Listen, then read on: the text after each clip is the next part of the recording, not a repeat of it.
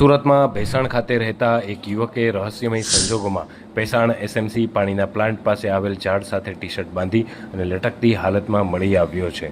યુવક જ્યાં કામ કરતો હતો ત્યાં કામ કરતી યુવતી સાથે આંખ મળી હતી। બાદમાં બંને ભાગી ગયા હતા। દરમિયાન એક દિવસ રહી ઘરે પરત આવ્યા હતા। ત્યારબાદ યુવતીને તેના પરિવારજનો લઈ ગયા હતા અને યુવતીએ યુવકને મળવા બોલાવતા ત્યાં ગયા બાદ તેને મારીને લટકાવી દીધો હોવાની આશંકા પરિવારજનો દ્વારા સેવવામાં આવી રહી છે, જેથી પાલ પોલીસે યુવકનું નવી સિવિલ હોસ્પિટલમાં પેનલ પીએમ કરાવ્યું હતું। રિપોર્ટ આવ્યા બાદ મોતનું કારણ સાચું જાણવા મળશે તે પ્રકારનું પોલીસે નિવેદન આપ્યું છે।